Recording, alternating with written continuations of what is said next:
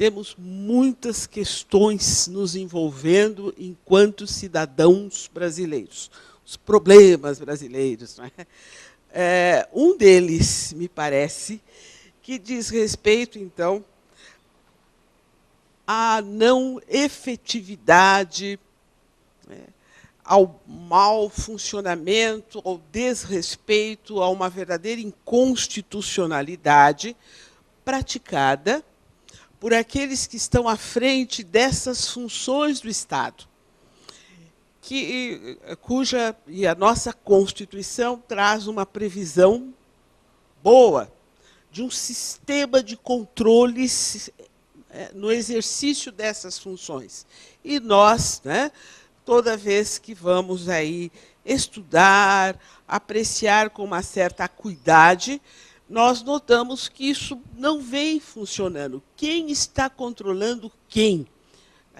O Legislativo, efetivamente, vem controlando o Executivo controla, né, também, mediante aí disposição constitucional, o Legislativo, mas isso realmente ocorre? Ou será que resolvemos tudo mediante combinações político-partidárias e a Constituição fica para lá como uma letra morta?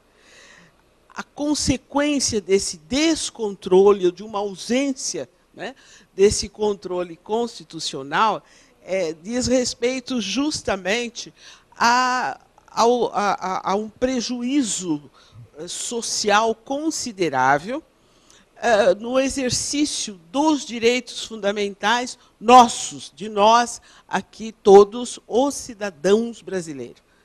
A tese, né, é esta. Vamos aí mergulhar um pouco nesta Constituição de 1988, que ela poderia até ser melhor, mas ela é muito boa porque ela tem o nosso semblante, como se costuma dizer, tem a nossa cara, porque foi elaborada a partir de uma participação, a primeira na história, uma constituinte, da qual a sociedade civil, os brasileiros, de forma organizada, participaram. Então, né, vamos implementar, dar eficácia, produção de efeitos das previsões aí constitucionais para ver se tudo dá certo. Se a gente começa, então, a usufruir, a exercer esses tais direitos fundamentais, né? Então, é por aí que vamos. Vou pedir... sim, já estamos ali com um primeiro quadro, e que diz respeito, então, a um pensamento importante aí para todos nós. O que é que nós entendemos por Estado, e quando me refiro a essas funções do Estado, exatamente do que é que estamos falando. Qual é a importância de nós estarmos organizados politicamente? Estar organizado politicamente significa nós todos aí, 100 milhões, os milhões aí de brasileiros, estarmos devidamente organizados em torno daquilo que é do nosso interesse, aquilo que vai além de nós mesmos, aquilo que vai além das nossas famílias, das nossas igrejas, dos nossos clubes, dos nossos partidos políticos, é aquilo realmente que vai unir, né, aí toda a sociedade. Então, né, a Constituição Federal vem trazendo uma ordem jurídica, diz aqui, né, o pensamento do professor Dallaire, ela é soberana, ela tem por objetivo o que é o bem comum, o que é bom aí para todos, temos o nosso espaço aí, geográfico, e a questão da finalidade sempre preocupante. Então, é um fim geral, porque deve aí congregar, conseguir manter unida uma diversidade, que são os diversos cidadãos, as diversas pessoas jurídicas que nós criamos, com os seus objetivos específicos, mas, além das individualidades tão respeitáveis que são os cidadãos, além das empresas e de todas as instituições ou as pessoas jurídicas que criamos, nós temos, né, também aí objetivos que são aí, políticos. As notícias históricas que temos, né, é que a convivência politicamente organizada, as primeiras, né, comunidades políticas tiveram como objetivo questões de segurança. Quem vai nos informar isto? Os antropólogos, né? Aqueles que estudam aí as culturas dos povos, historiadores, sociólogos, os movimentos aí da sociedade que estudam. Então, vem de outras áreas do conhecimento e informações de como é que esse Estado começou e nas comunidades políticas. Então, vamos, né, notar que o que congregou foi realmente questão de defesa, questão aí de segurança, essa busca da paz, porque somos animais racionais, espiritualizados. Então, já se percebe, ab início, de que não há progresso, não há desenvolvimento sem paz. É preciso ter um mínimo de paz na sociedade, né? Então, essa foi aí uma das preocupações de início.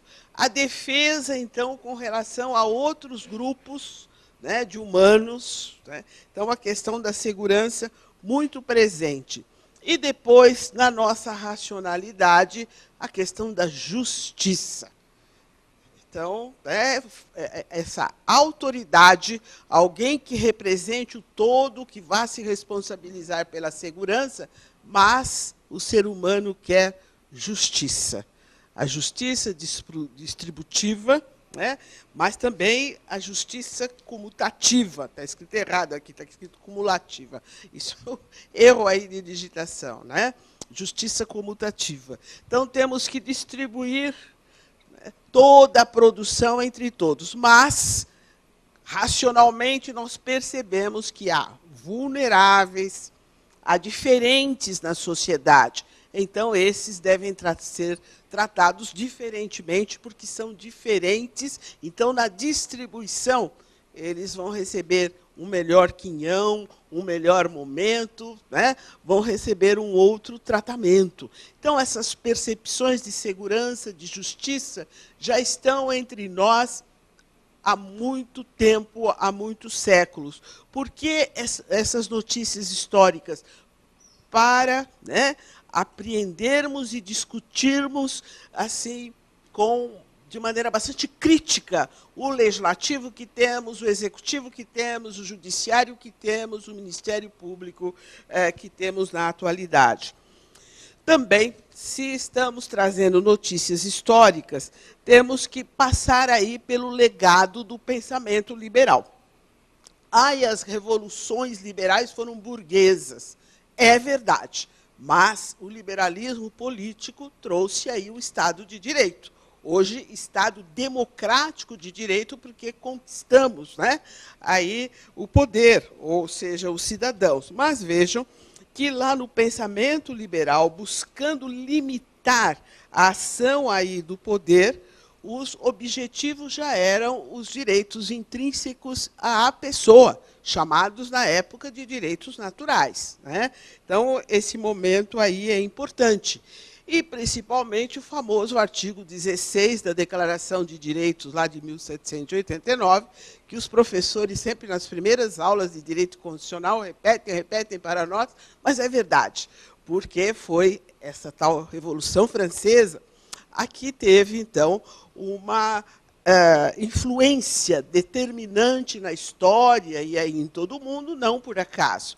Essa declaração é significativa, porque veja que ela já se refere aí a uma sociedade que garante direitos, e são os direitos chamados na época do homem, etc.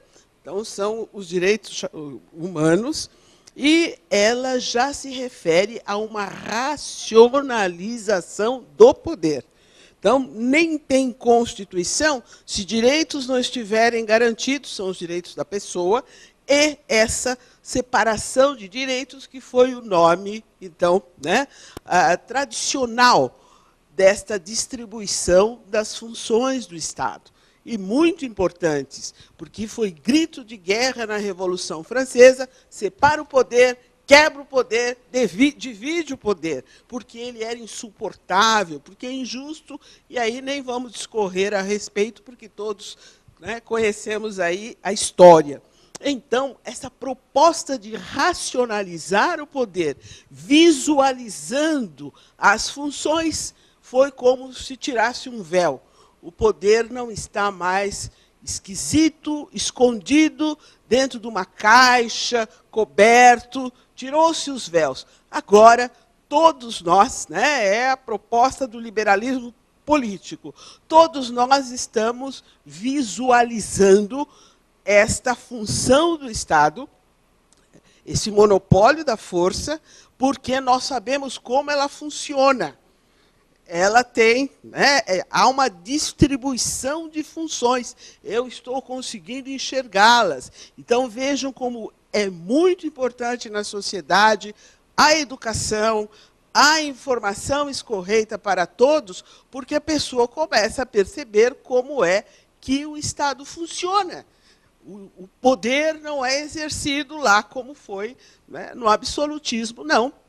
Então, já visualizamos aí, através aí, das funções. Né? E aí chegamos nesse quadro se referindo à racionalização, então, do exercício do poder por órgãos, então, diferentes. Então, é racionalizado mesmo. Né? A proposta dos franceses não era para os franceses, é para o mundo. Né? Uma constituição, uma organização política deve trazer desta forma o poder, devidamente aí racionalizado. E as técnicas são diversas que nós conhecemos aí no mundo. Né? Essa descentralização, né, territorial, que dispõe sobre as formas de Estado, federação, Estado unitário, etc. Por que ou para que uma organização interna? Então, é também para que possamos acompanhar o funcionamento da coisa pública, é para que aqueles que estão, enquanto representantes do povo, dirigindo todas essas funções, possam prestar contas, né, daquilo que estão fazendo. Então, a descentralização territorial, o reconhecimento desses direitos humanos como fundamentais. Então, num certo momento, sem interferência do Estado, né, que era a pregação lá liberal, e também a divisão funcional do poder. Então, a aplicação da tal teoria clássica de separação dos poderes consiste justamente em visualizar essas, né, aí, diversas funções, em princípio, legislativo, executivo e judiciário. Mas o mundo antigo, o pensamento antigo já nos informava da complexidade. Né? Veja que Aristóteles viveu numa cidade-estado, mas já sentia a complexidade de tudo isso e dizia que era perigoso, né, está lá na política, injusto, atribuir-se a uma única pessoa todas as complexidades que a lei pode especificar. Né? Então, realmente, o ideal, então, são pessoas diferentes. No século XIV, também temos um exemplo desse pensador Marcílio de Pádua, citado, né, por alguns cultores aí da ciência política e também livros de direito constitucional, porque já naquele tempo ele dizia que o povo, né, é que deveria fazer a lei e a execução caberia, então, a um príncipe e tal. Depois, a Revolução, né? Aquele que foi aí o estruturador da ciência política, Nicolau Maquiavel, também louvava já uma organização de poder na França que tinha juízes lá independentes e tal. O John Locke também, muito aí conhecido de todos nós, também trazia sua proposta lá no segundo tratado sobre o governo civil, se referindo, então, à função legislativa, né, as funções que seriam legislativa por um parlamento, depois as funções que seriam exercidas pelo monarca, a executiva, a federativa e a prerrogativa. Então, ele já visualizava o poder discricionário, a discricionariedade, que hoje nós temos lá nas disposições do artigo 66, parágrafo 1º, né, onde cabe ao presidente da República, quando recebe o projeto de lei aprovado já pelas casas legislativas, ele poderá, né, vetar se considerar contrário ao interesse do povo. É claro que o veto depois, né, vai passar pelo Congresso Nacional, mas o presidente da República tem esse poder discricionário. Então, a discricionariedade já prevista, mas de qualquer forma, né, Locke deixou aí a sua contribuição. Depois nós temos aí o nosso famoso Montesquieu, né, que lá no Espírito das Leis, veja, tudo estaria perdido se o mesmo homem ou o mesmo corpo dos principais ou dos nobres ou do povo exercesse os três poderes, né?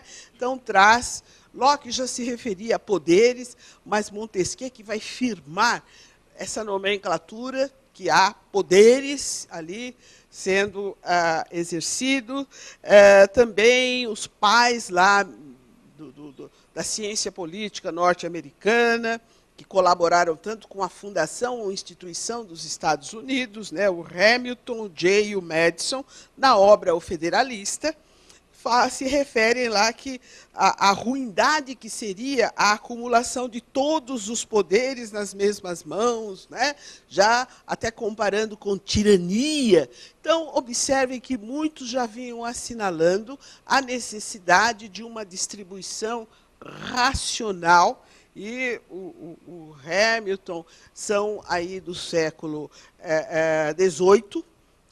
Então, aquela Convenção de Filadélfia de 1776, desculpe, de 1787, né? 1776 é a independência lá das colônias inglesas na América, 1787.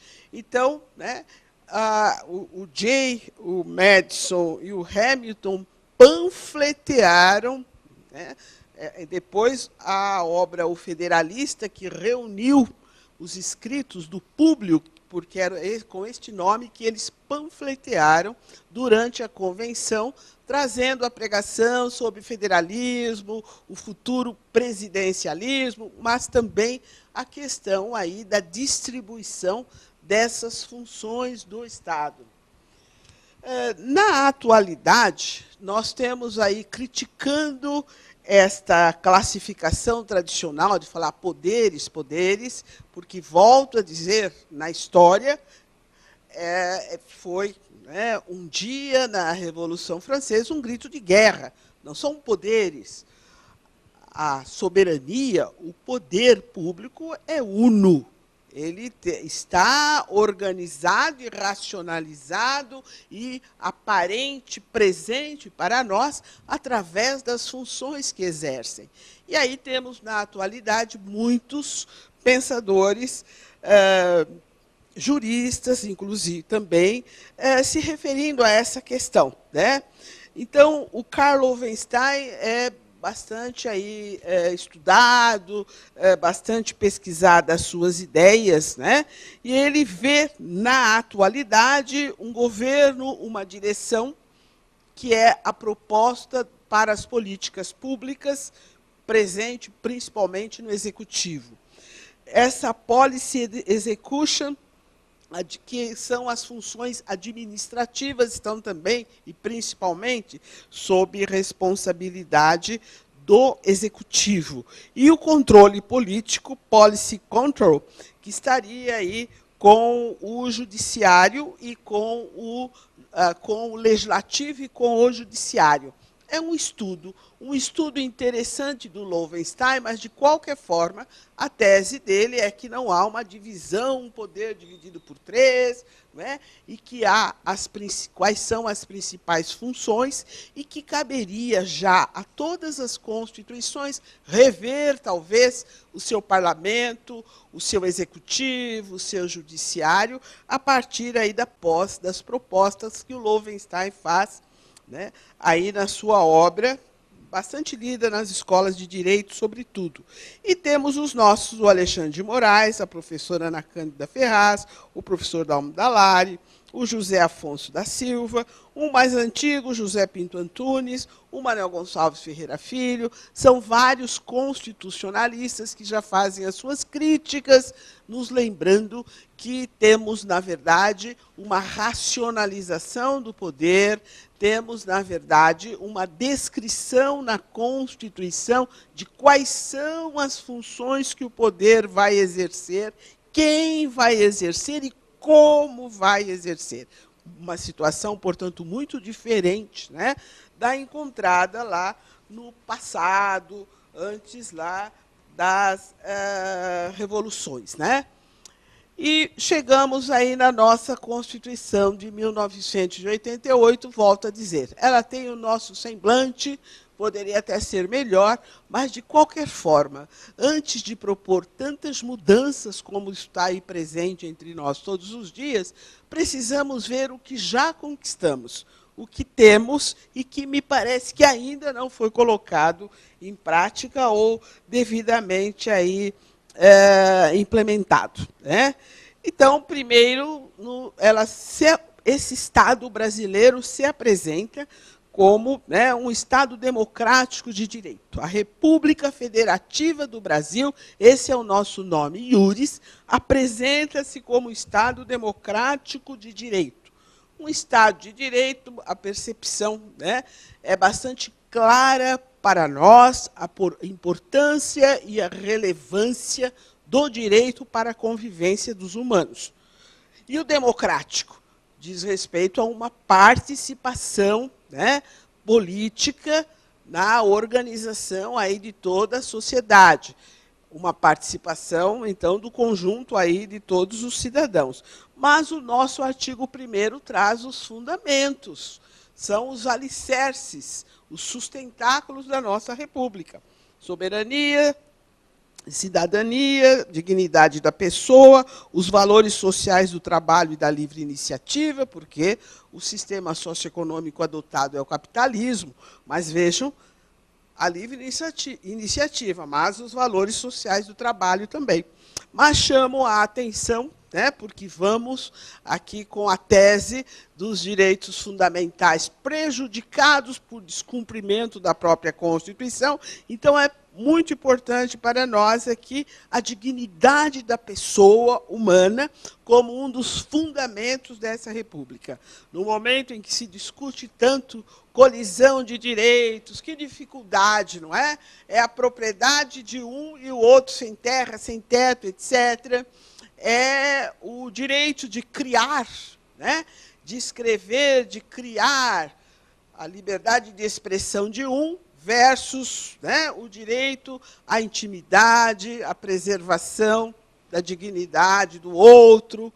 Pois é, então, nesses momentos, né, se deve visitar a Constituição e, em especial, esses fundamentos da República. Quem, nessa colisão de direitos, nessas dúvidas todas, quem está prejudicado na sua dignidade? É por aí, me parece, que os operadores do direito, em especial o judiciário, deve, né, aí se basear. Mas, né, temos aí a dignidade da pessoa entre os pilares aí da República. E o artigo 2º, né, e aí começando já aqui as nossas críticas, que se refere a poderes e se refere a poderes independentes, harmônicos. Ai, como nós gostaríamos, né, que eles sejam sempre harmônicos, porque aí o controle de uns sobre outros vai aflorar, mas independentes entre si, legislativo, executivo aí, e judiciário. mas temos que nos lembrar que, a despeito da origem democrática da Constituição de 1988, nós não tivemos uma Assembleia Nacional Constituinte. Foram deputados e senadores eleitos em 1986 que fizeram esta Constituição. Os modelos foi a Constituição portuguesa e a Constituição espanhola. Povos, né, com culturas bastante semelhantes aqui às nossas, origens históricas e tal, e, sobretudo, que também haviam suportado tempos, décadas de ditadura e que chegaram a uma redemocratização na década de 70 do século XX. Só que essas constituições não se referem a poderes, já nem sequer usam mais essa terminologia, né? Legislativo é parlamento, até porque a Espanha é uma monarquia parlamentarista, Portugal uma república parlamentarista. Então, o legislativo não é o poder legislativo, é o parlamento, né? As cortes, o judiciário, e o executivo é o governo, porque, na atualidade, a direção, o comando político realmente está com o executivo, não é? Então, por isso a pergunta, são independentes mesmo, ou será que são interdependentes, que é o resultado aqui do estudo da nossa Constituição. Vejam, há uma necessária, né, interdependência, uma necessária interpenetração na atuação do legislativo, do executivo, do judiciário, do MP, etc. O próprio artigo 66, no parágrafo 1º, quando, né, remete o projeto de lei aprovado pelas casas legislativas ao executivo, ele é que vai transformar o projeto de lei em lei.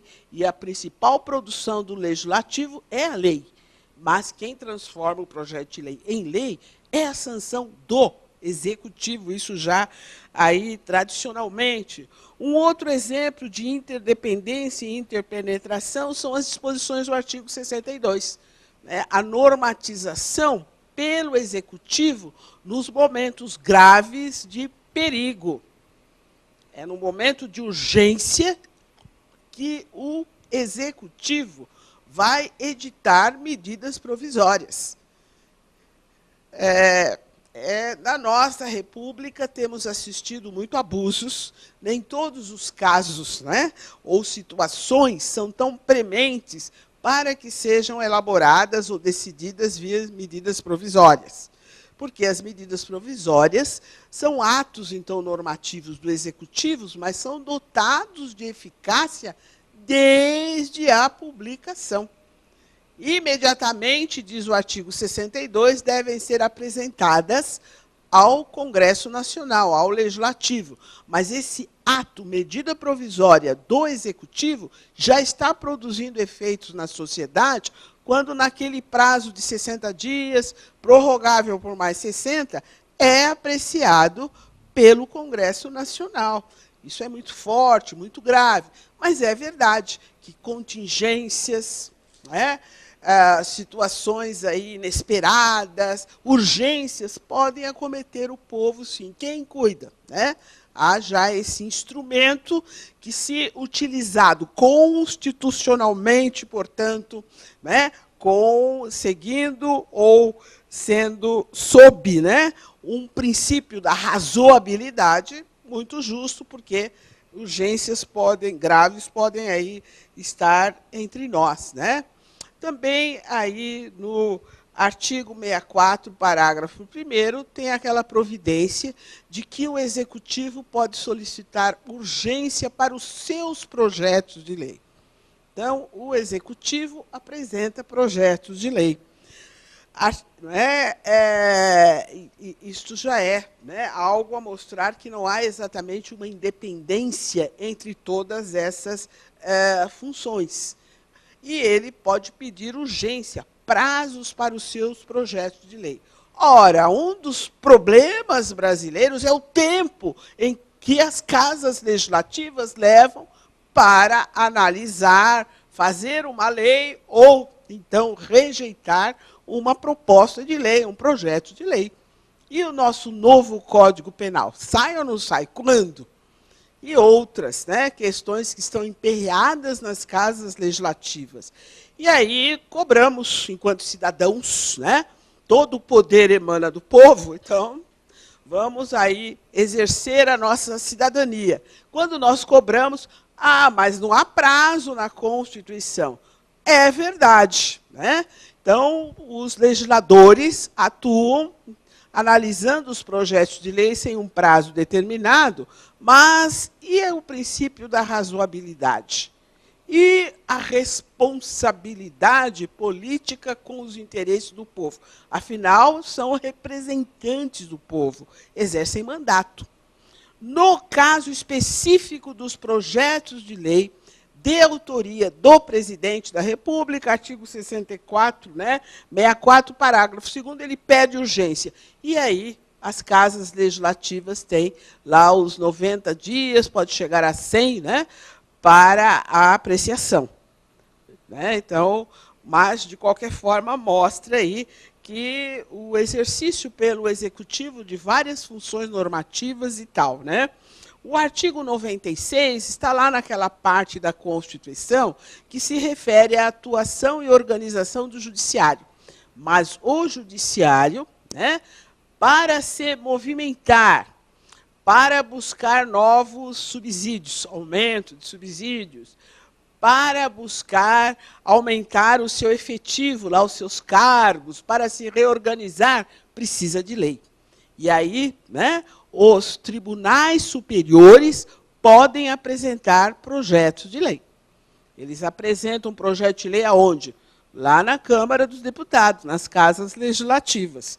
Então, nesse momento, o Judiciário depende do Legislativo e do Executivo, porque para fazer lei, os projetos vão ser aprovados nas casas legislativas, serão também submetidas ao Executivo. Então, vejam, senhores, né, que uns dependem de outros e tal, porque a ideia de quem fez a proposta é a harmonia, é manter o equilíbrio no exercício dessas funções. E é por isso que o Judiciário vai ter que ir com uma proposta de lei ao Legislativo para se reorganizar, para suas necessidades.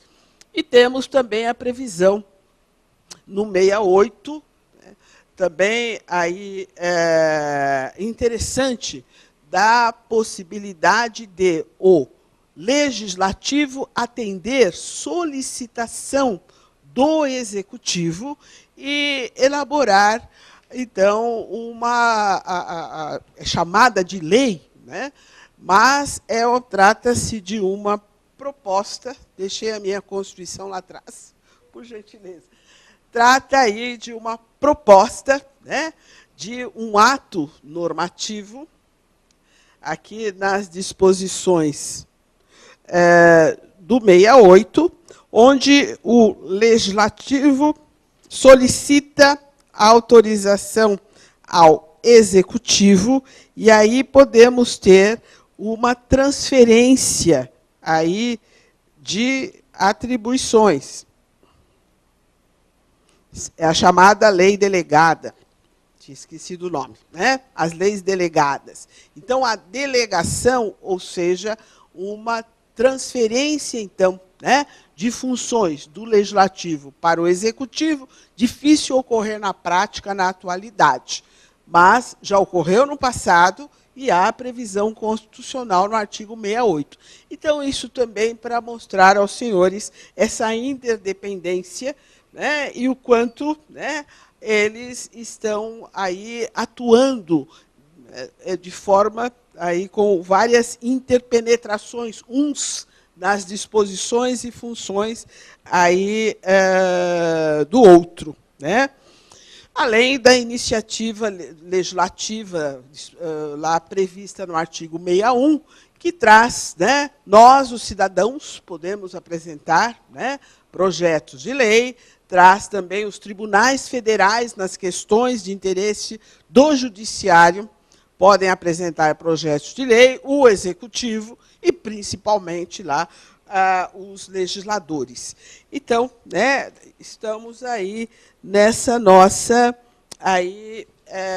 interpenetração e atuação conjunta, e vamos aí para a função do legislativo, muito antiga, sempre prevista e pensada para o exercício de um colegiado ou de uma assembleia.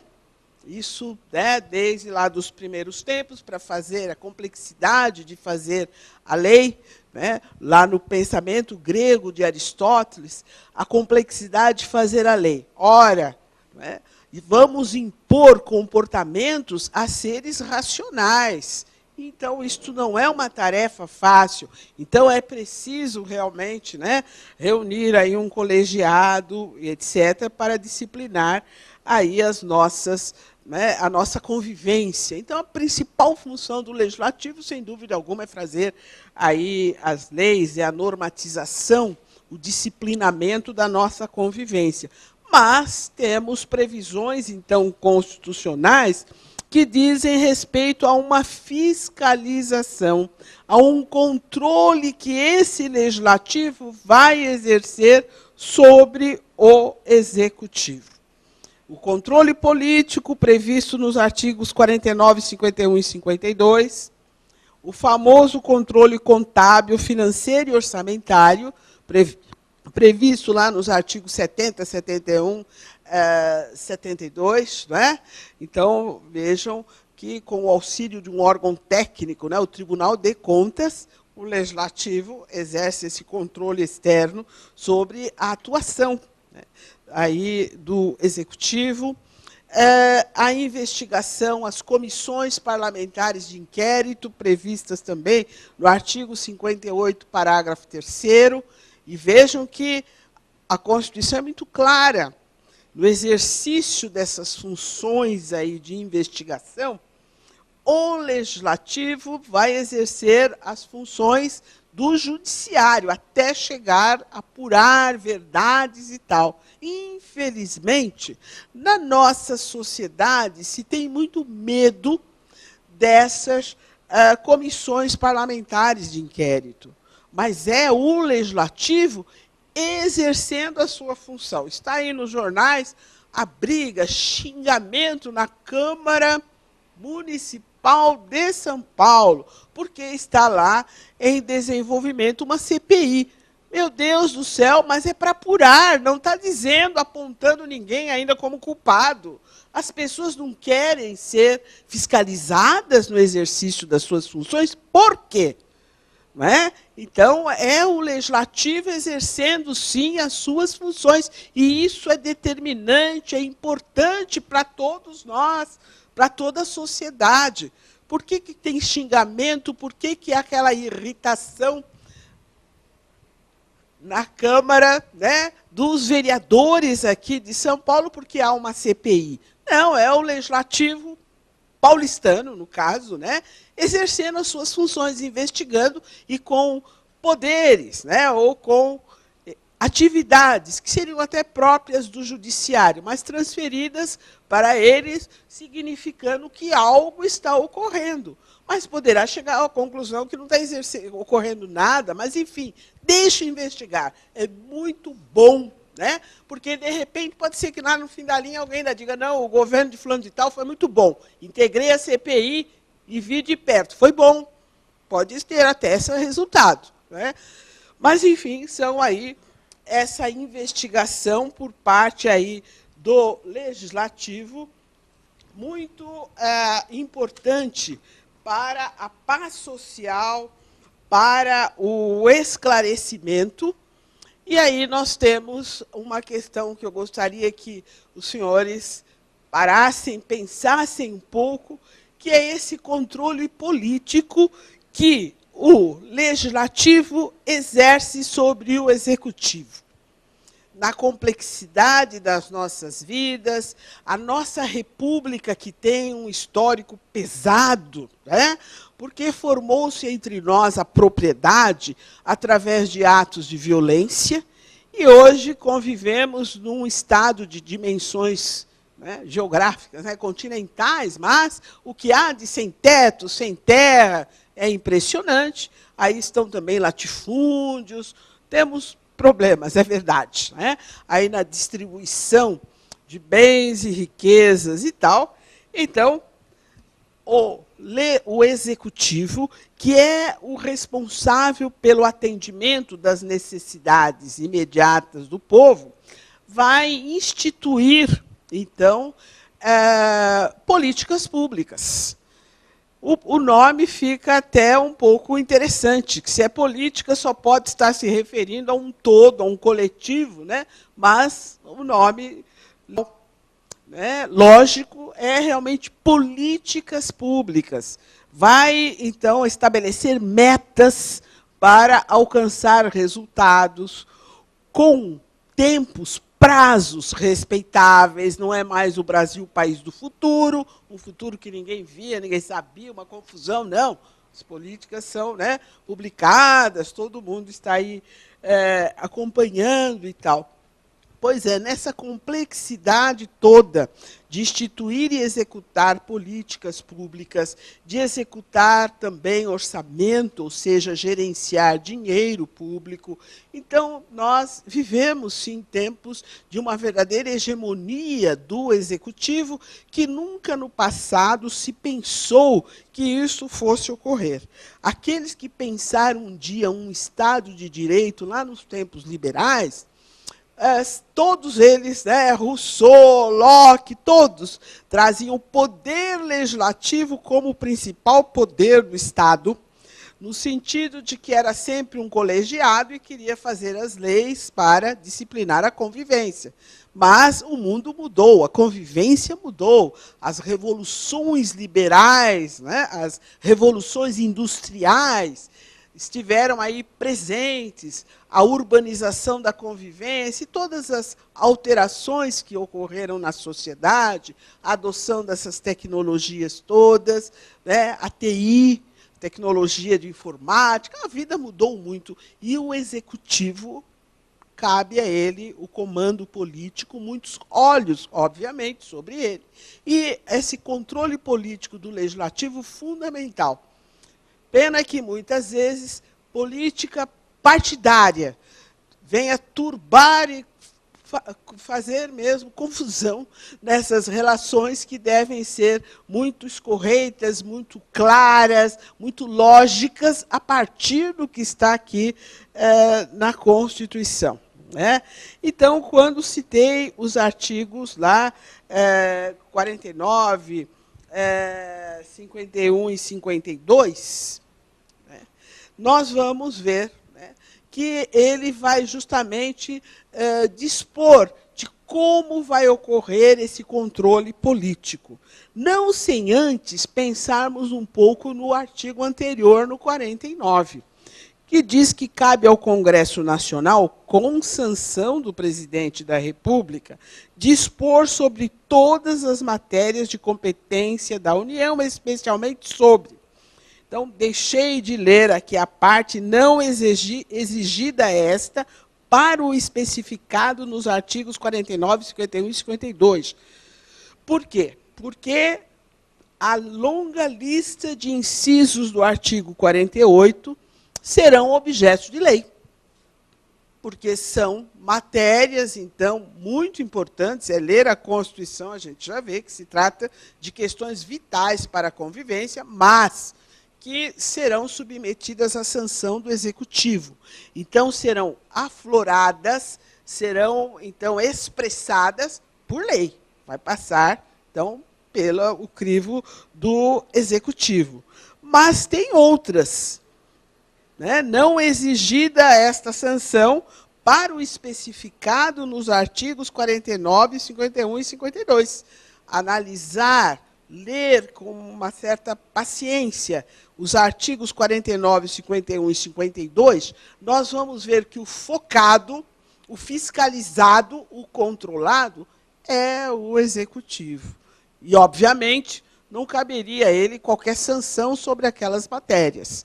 Então, elas se expressam através, então, dos chamados decretos legislativos, que são atos normativos típicos de casa legislativa, né? De Câmara de Vereadores, da Câmara dos Deputados, do Senado, do Congresso Nacional, das Assembleias Legislativas nos Estados.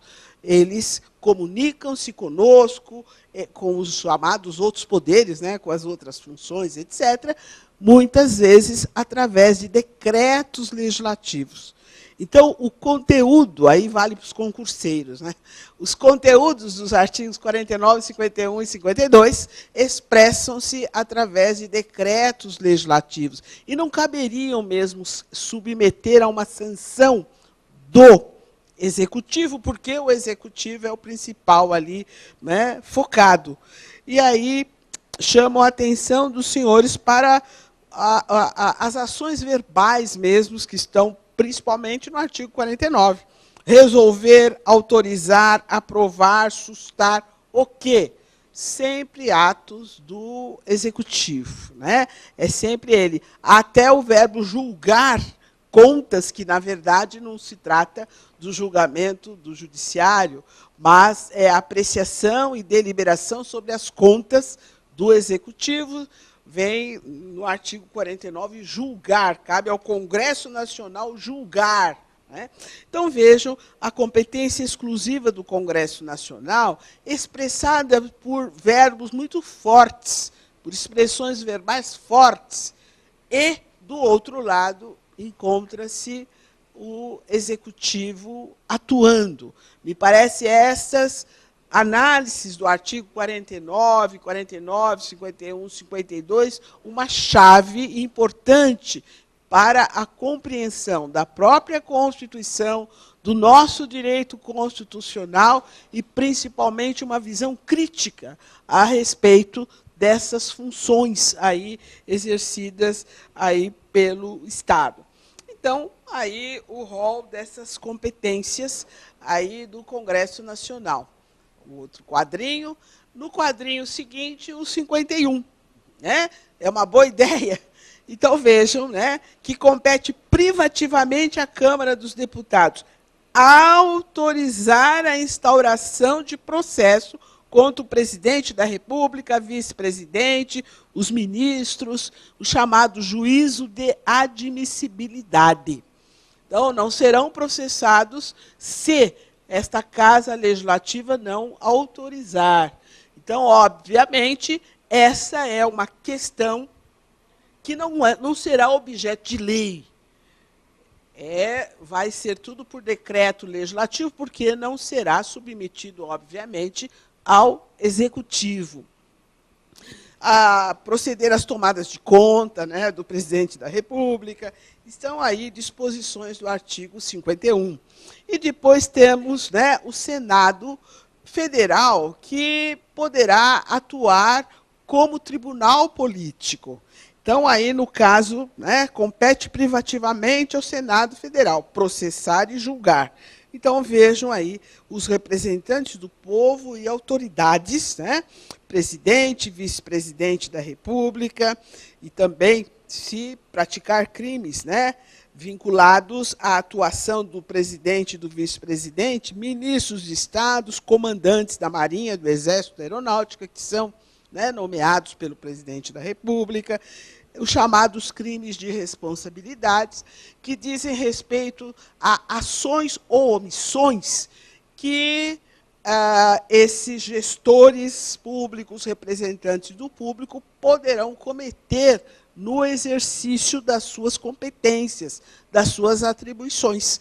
É aquele crime que não vai passar por nós aqui, os mortais, não é pelos cidadãos. Não, é para quem exerce lá o cargo e descumpriu ou não cumpriu as suas atribuições. E poderão, aí, neste caso, serem processados e julgados. E aqui os verbos estão utilizados de maneira correta. O que o Senado vai fazer nesse momento é transformar-se em um tribunal político e processar e julgar, o que significa produzir provas, né? Seguir todo o devido processo legal e aplicar a penalidade que já está prevista no parágrafo único desse mesmo artigo 52. É a atuação de uma casa legislativa, mas atuando como tribunal político, né?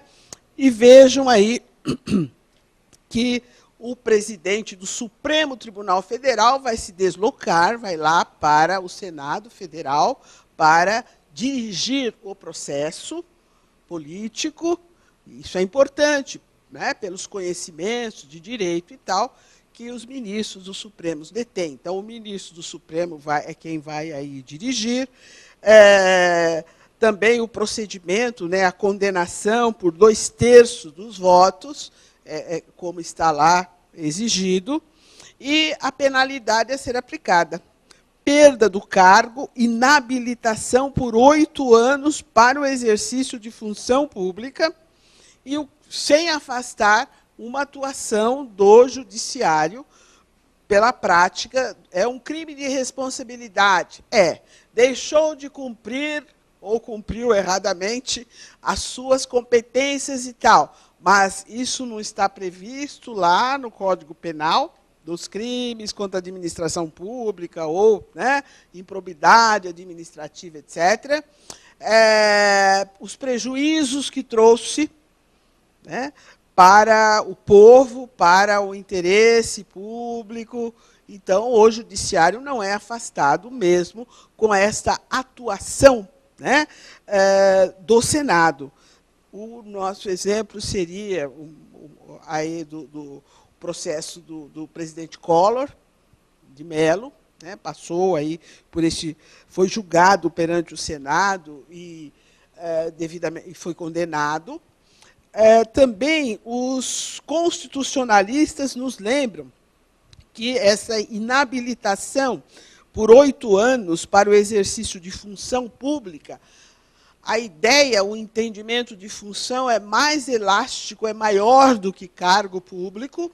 Então, não pode nem ser jurado, que é exercício de função pública, não pode ser mesário nas eleições, que as pessoas vão de livre e espontânea vontade, né? Passar o domingão lá. Pois é exercício de função pública. Então, mas existem outras, existem comissões, né, que muitas vezes as pessoas são indicadas para atuar. Quem estiver sob aí essa penalidade não vai poder, porque o entendimento de exercício de função pública é bem mais elástico, é bem mais abrangente do que exercício de cargo público, né? Nos concursos também gostam de lembrar, de perguntar essas coisas para a gente. Então, vejam, né, as disposições dos artigos 49, 51 e 52, excepcionadas lá naquele artigo 48, nos dirigem sempre para a atuação do Executivo. Não pode, obviamente, ser diretamente objeto de lei, porque aí teria que passar pela sanção do Executivo, que é, no caso, o interessado, etc. Então, são expressadas por decretos, então, aí, legislativos, né? Vamos, então, aí, nos chegando aí ao Executivo. Nos tempos do Aristóteles, né, ele se lembrava do Executivo, porque ele já tinha aquela proposta que uma mesma pessoa não podia exercer lá todas as funções ou todos os poderes, mas ele se lembrava do Executivo como o administrador dos templos e das praças. A gente até pode dizer que bom tempo, né? Porque, na atualidade, o Executivo exerce até uma hegemonia sobre as demais funções e precisa ser devidamente aí controlado. Por quê? Porque cabe a ele, né, assim estamos organizados, o comando político, a instituição e a execução das chamadas, né, políticas públicas. Que políticas públicas? Nossa, né? Para a educação, para a saúde, para a proteção do ambiente, do meio ambiente, que é a casa de todos. Então, é preciso uma política nacional. Nós temos a professora Paula Dallari Bucci como uma das estudiosas na atualidade, né, das políticas públicas, e temos que realmente ler a respeito, estudar, é importante, porque a nossa qualidade de vida e a solução de muitos dos problemas passam por boas, né, por políticas públicas de boa qualidade. O que significa isto? Significa um conhecimento de realidades. Todos nós, muitas vezes, já nos surpreendemos pensando, mas será que o presidente, o governador, o prefeito não conhece a vida da gente? Não conhece a realidade que enfrentamos? Então, políticas públicas começa por um real conhecimento da realidade. E não é assim de passado, achismo. Eu acho, eu penso, não é nada disso no século XXI.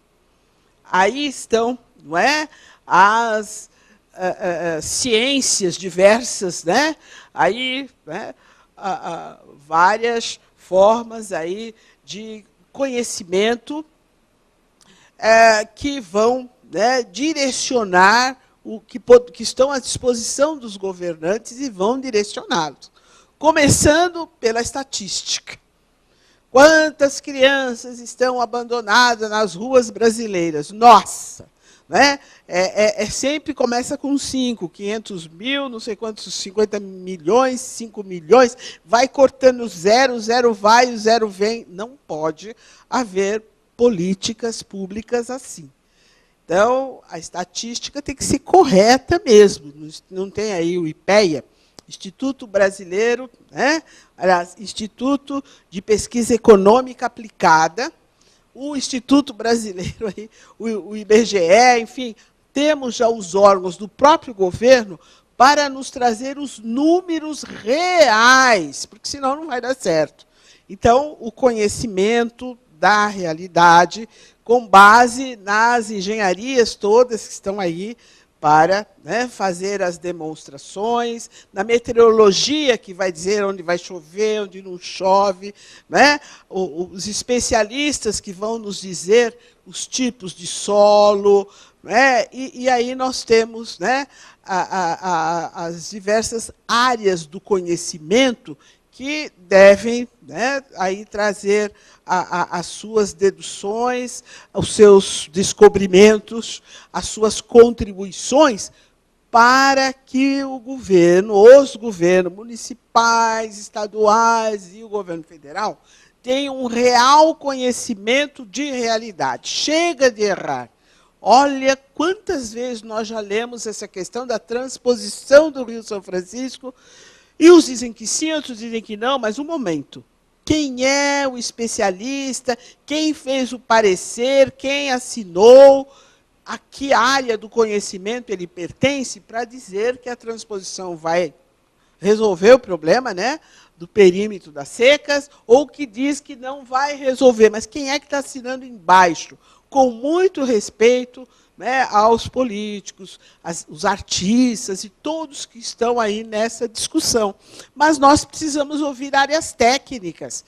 Né? As universidades públicas, fundações, produzem aí tanta pesquisa, pois precisa vir para a política.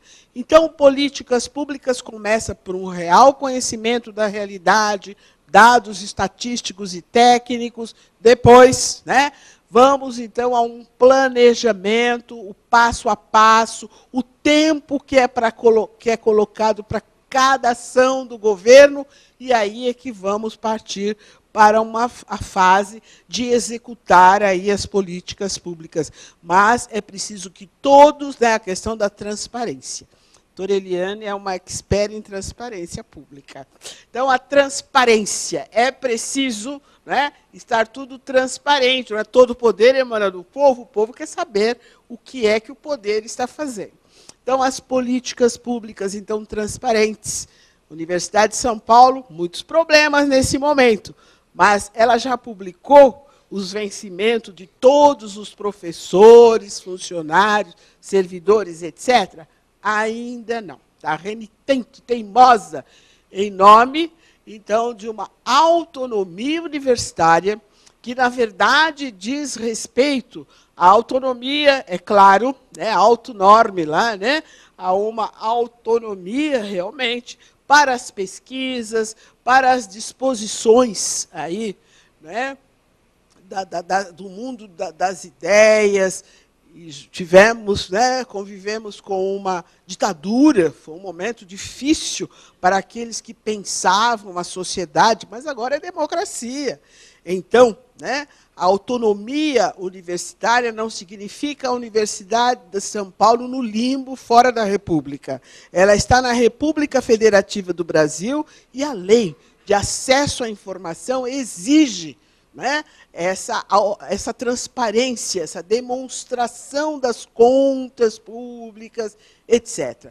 Enfim, né, senhores, o comando político, a instituição de políticas públicas está aí com o executivo. É por isso que as crises, né, estado de defesa, estado de sítio, está aí sob, né, na atribuição do executivo, expressado aqui no presidente da República. Mas também o comando das Forças Armadas também está aí com ele. E também nós temos a edição das medidas provisórias, né, mas veja que é lá para as questões, né, graves, de urgência, etc. Também, né, aí, o planejamento, a partir aí de disposições ou da atuação do executivo enquanto comando, plano plurianual, as diretrizes orçamentárias, depois aí a lei do orçamento.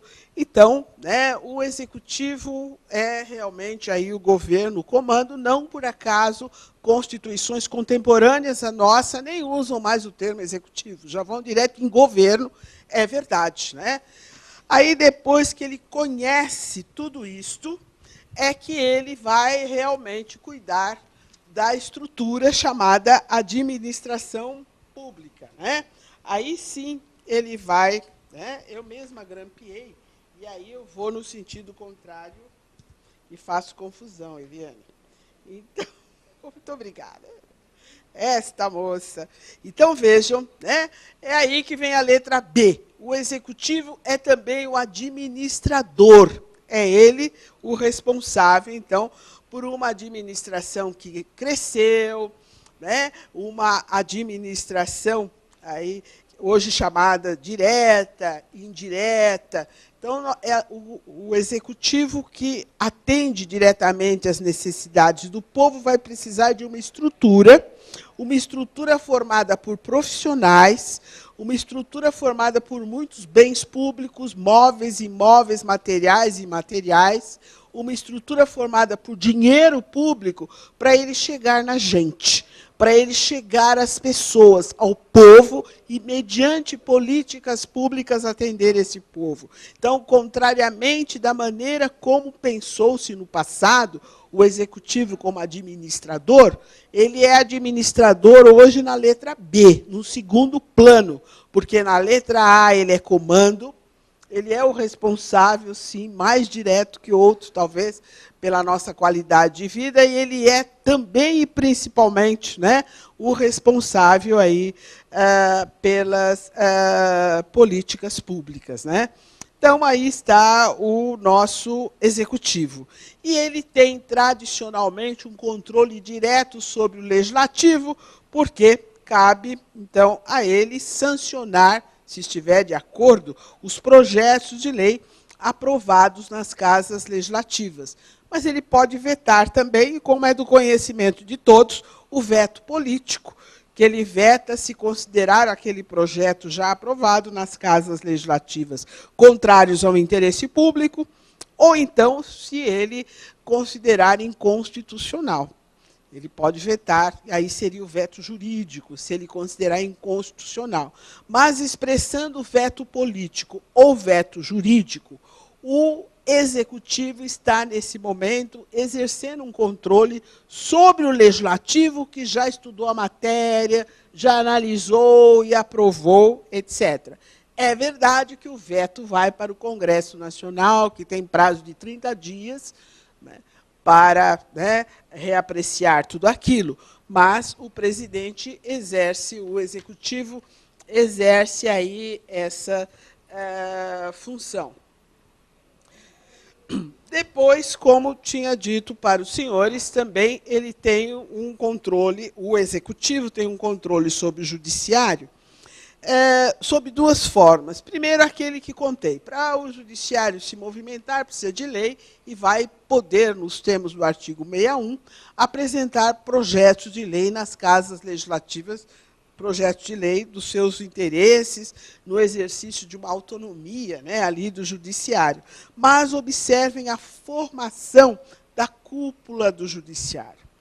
O Alexandre de Moraes traz um quadro muito bonitinho, que traz a hierarquia de todo o judiciário, né? Começando lá no Supremo Tribunal Federal, Superior Tribunal de Justiça, né? Ele vem trazendo os tribunais federais, com jurisdição em todo o Brasil, tribunais regionais, os TJs nos estados, os juízes nas varas, na base do judiciário, etc. Mas, né, a cúpula aí do judiciário, a nomeação para esses diversos tribunais dependem de uma indicação do Executivo. O Legislativo, na atuação do Senado Federal, promove aquela sabatina pública, né, da figura indicada, e, se aprovada, o Executivo promove a nomeação. E aí está, né, aí na mídia. Né? Então, a presidente Dilma mesmo, nos próximos 4 anos, poderá nomear 6 aí dos integrantes do Supremo Tribunal Federal. Então, esta também é uma forma de controle do executivo sobre o judiciário, porque vai direto lá na cúpula e quem nomeia é ele. Está certo isso? Está errado? Pode ser mudado? Pois é, está aí para todos nós apreciarmos e, né, palpitarmos e até negarmos mesmo que tem que ser de outra forma. Quem sabe o judiciário eleito pelo povo nos Estados Unidos da América é assim. Não só lá, né? Poucos estados aí pelo mundo afora têm essa forma, né, de chamado judiciário profissional, o advogado que prestou concurso, fez, né, lá, o curso, etc. Né? E aí vamos, afinal, aí, com um pensamento do professor Arruda Alvim, discorrer rapidamente aqui sobre o nosso judiciário. Né? O exercício, então, da função jurisdicional. Temos, né, um direito fundamental de percorrer as vias aí, recursais, mas é verdade que, no final, o judiciário nos substitui, decidindo as querelas, decidindo os conflitos. É o pacificador aí, né, da sociedade, como ele o foi pensado e tal. Né? Então, a produção aí de coisa julgada, que nunca mais vamos voltar a discutir aquela situação, isso é forte, é importante na nossa convivência, porque, afinal, foi com revoluções que se conseguiu a cidadania. E conseguimos a cidadania transferindo as soluções dos conflitos para uma das funções do Estado, o judiciário. Ele não é eleito pelo povo, mas tem um compromisso pelo povo. O concurso que prestou foi com base numa legislação, né, numa lei, tá, numa norma, né, com generalidade, com todas, né, as características da norma jurídica e, né, tem essa função tão importante de dirimir, aí, conhecer e dirimir conflitos e tal. Então, uma função aí muito importante, né, processualista tão importante, Arruda Alvim nos lembra, e é importante que, e é tão importante, né, as suas funções, que vai atuar aí mediante o devido processo legal, e lembrem-se dos princípios que vão aí nortear toda essa atuação do judiciário. Né? Então, dizer, o juiz é a boca da lei. Não, acho que não é bem assim que tudo aí funciona, né? Então, a questão da ampla defesa, a questão da presunção de inocência, a proibição de produção de normas de provas ilícitas. Então, há diretrizes, há pontos de partidas, princípios para a atuação aí do judiciário.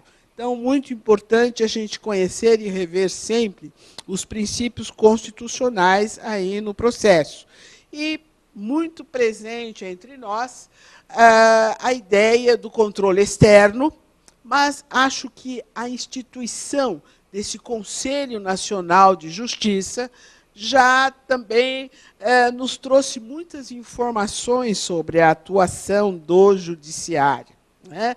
Então, vemos sempre na mídia ou consultando mesmo a jurisprudência, já uma atuação desse conselho sobre a atuação aí de todo o judiciário brasileiro. Por quê? Porque nós, os titulares do poder, realmente estamos equidistantes desse judiciário.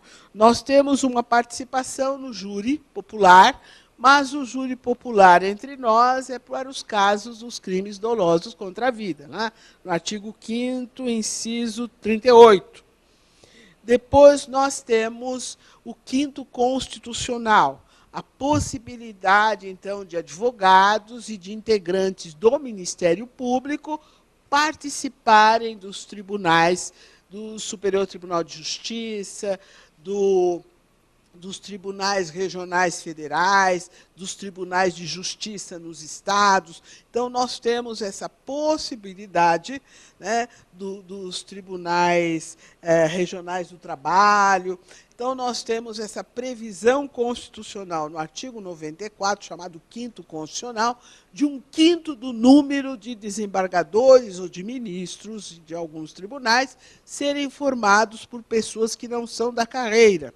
Se diz que eles vão oxigenar o tribunal, né? Porque vem da advocacia, então, aí, atuante e tal, vão levar as ideias novas aí para os tribunais. É uma forma de alguém de fora atuando no tribunal.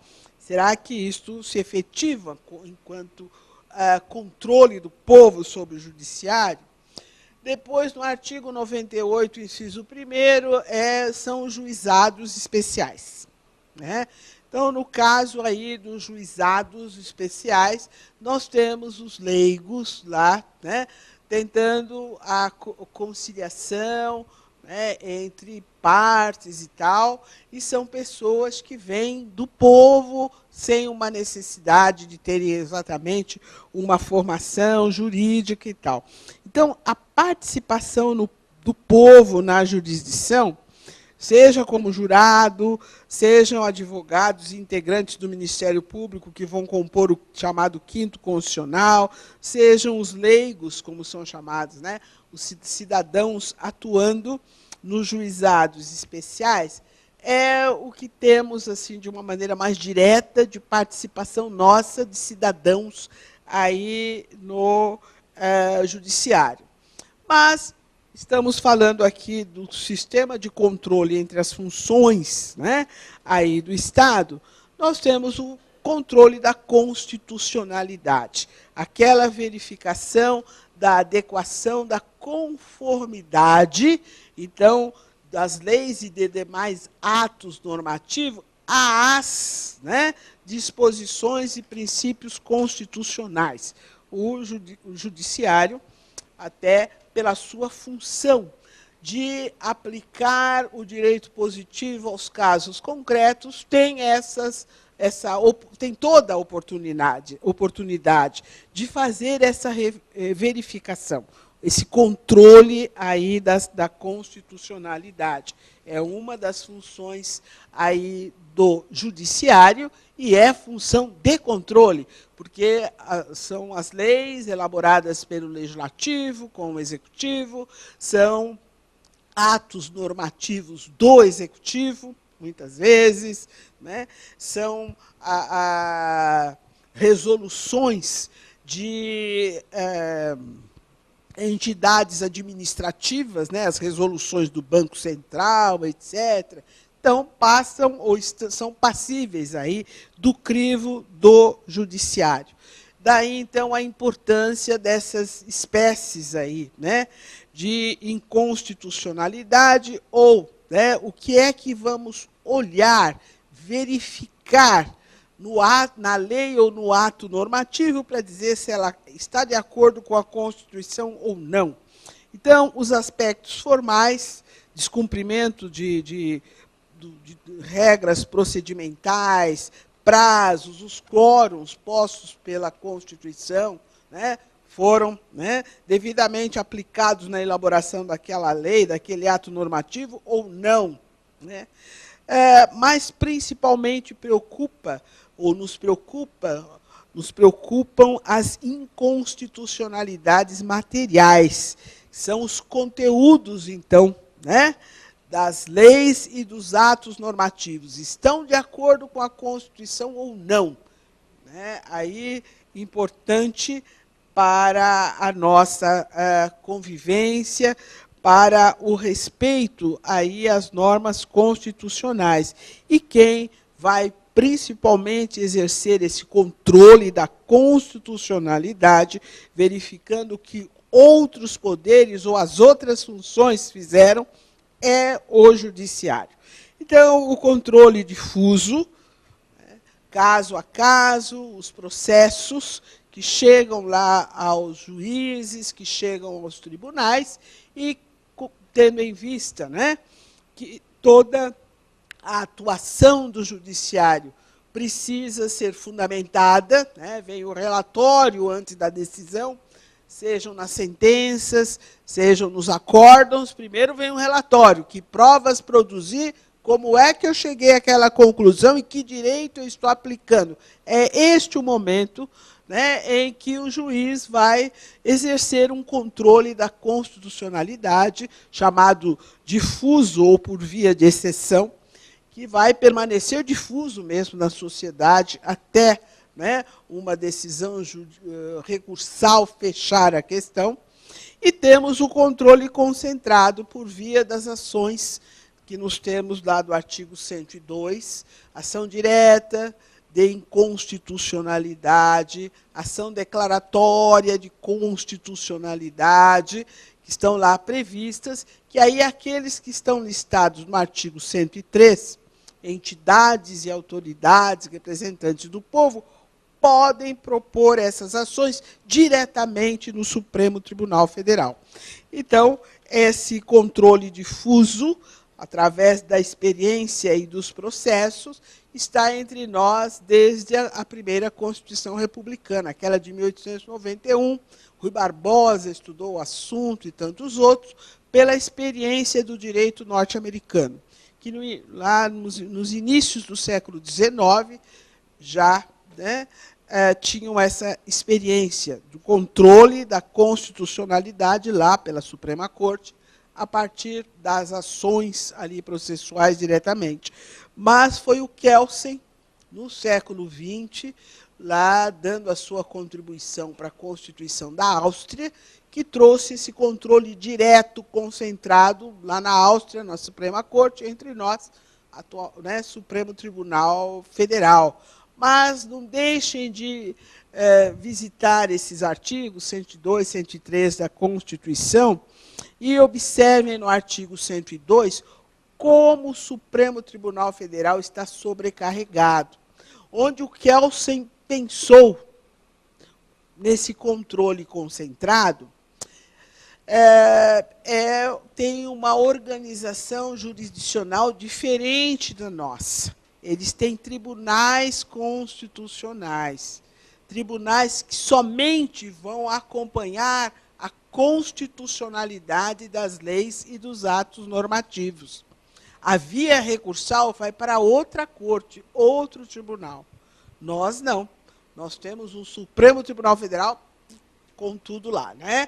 Então, agora, felizmente, né, em tempos aí da internet, que conseguimos acompanhar e assistir às sessões do Supremo Tribunal Federal. né, no momento lá real, em tempo real, nós já observamos o quanto o Supremo Tribunal Federal está sobrecarregado, né, porque esse controle da constitucionalidade é um plus, além das atividades tradicionais, principalmente a via recursal final, lá que ele desenvolve, né? Já estamos chegando aí mais para o final aqui, né?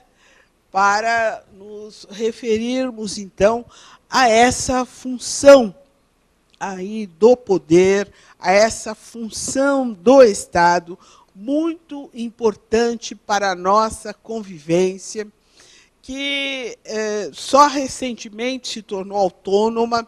O Ministério Público já esteve atrelado ao Executivo, ao Judiciário, né?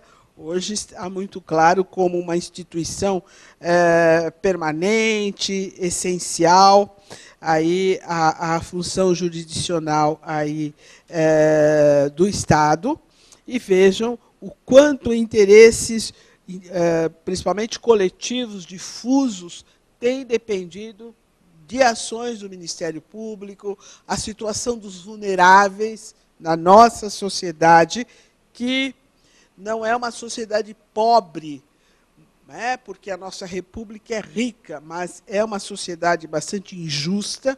A presença e a atuação do Ministério Público é aí fundamental. Então, eu estou aqui trazendo um pensamento do professor Manuel Gonçalves Ferreira Filho. Ele lembra da ação coletiva, da ação civil pública, onde, né, o Ministério Público, né, vai a juízo e defende o interesse de uma coletividade, que não tem CPF, não tem endereço, que não tem rosto, mas são direitos humanos, são direitos fundamentais. A questão ambiental, por exemplo, as comunidades indígenas, né? A questões, muitas vezes, envolvendo as crianças e a maldita aí, publicidade de bebidas alcoólicas e tudo isso, outros males que nos acometem, né? Então, vejam, né, essa proteção de coletividades determinadas ou indeterminadas, uma atividade aí bastante desenvolvida pelo Ministério Público, os pais que não encontram vagas nas creches, nas escolas públicas, e que correm ao Ministério Público, que vai impor a prefeitos, a governadores, o termo de ajuste de conduta, o TAC. Se descumprir o TAC, o Ministério Público vai promover uma acusação de crime de responsabilidade. Descumpriu, omitiu-se, né, das suas competências, aí, esses executivos todos. Então, o Ministério Público é estudado principalmente em Portugal, devido, né, o modelo aí das constituições e tal, o Joaquim Canutilho, os portugueses que nos analisam, sempre trazem, né, aí o Ministério Público ao lado do Legislativo, do Executivo e do aí, judiciário, né? Então, vejam o controle da constitucionalidade, ele é titular também, né, aí, daquela ação de inconstitucionalidade interventiva, prevista lá nos artigos 34, 36 da nossa Constituição Federal. O controle sobre o poder de polícia, tão importante para questões aí de segurança pública. Então, há um controle externo da atividade policial, né, exercida pelo Ministério Público.